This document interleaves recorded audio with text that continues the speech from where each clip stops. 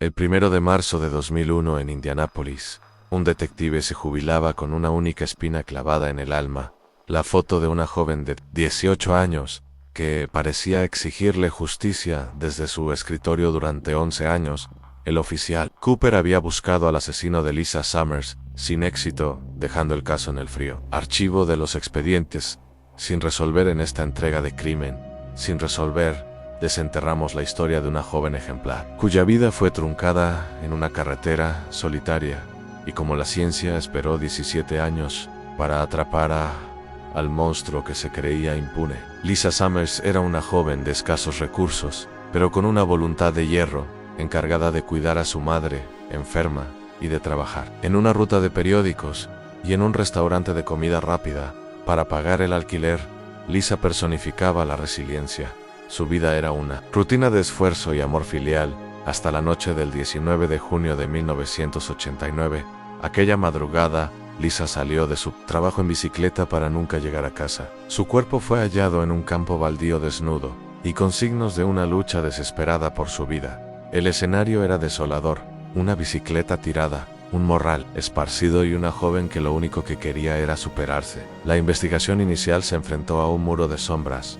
La policía encontró una colilla de cigarrillo y muestras biológicas en la escena, pero la tecnología de 1989 no era suficiente para procesar el ADN con la precisión necesaria. Los primeros sospechosos incluyeron a una compañera de trabajo que la había amenazado por celos, pero la pista se desvaneció pronto.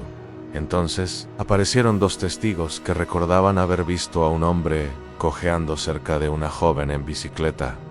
Aquella noche, este detalle llevó a los detectives hacia David Ashworth, uno de los hombres que irónicamente había ayudado a encontrar el cadáver. David Ashworth era un hombre delgado con una cojera característica y un historial de comportamiento errático.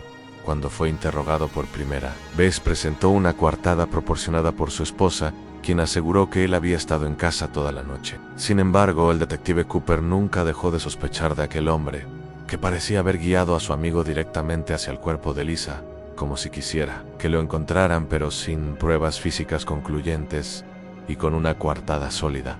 El caso se enfrió y Ashworth continuó con su vida, mudándose eventualmente a Florida, lejos del lugar de su crimen. El tiempo pasó y la tragedia se duplicó cuando Dorothy, la madre de Lisa, falleció en 2006, llevándose a la tumba el dolor de no saber quién mató a su hija. Pero la unidad de casos sin resolver de Indianápolis, liderada por el detective Bill Rogers, decidió retomar el expediente en 2004. Rogers descubrió que tras el divorcio de Ashworth, su ex esposa estaba dispuesta a decir la verdad.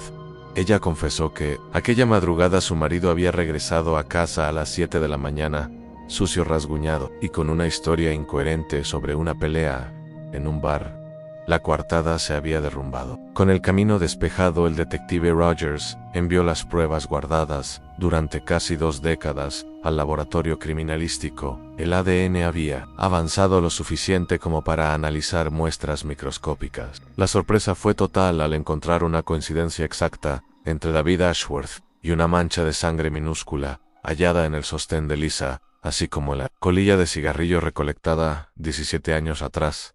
El asesino no solo había estado allí, sino que Lisa, en su último aliento de defensa, lo había herido, dejando la prueba que lo condenaría años después. La captura de Ashworth en Florida fue el cierre de un círculo de horror al ser enfrentado con la evidencia de Adnan. El hombre mantuvo un silencio cínico, negando los hechos a pesar de que la ciencia lo situaba en el pecho de su víctima. En marzo de 2008 el juicio duró apenas 3 días. El jurado solo necesitó 1 hora para declarar a David Ashworth culpable de asesinato en primer grado. Fue condenado a 60 años de prisión, asegurando que nunca más volvería a caminar libre por las calles de Indianápolis. Este caso de crimen sin resolver es un testimonio de que la justicia puede tardar, pero cuando llega, es implacable. La foto de Lisa Summers, que durante años estuvo en el escritorio del detective Cooper, por fin pudo ser archivada con la palabra resuelto. Sus amigas Billy y Julie,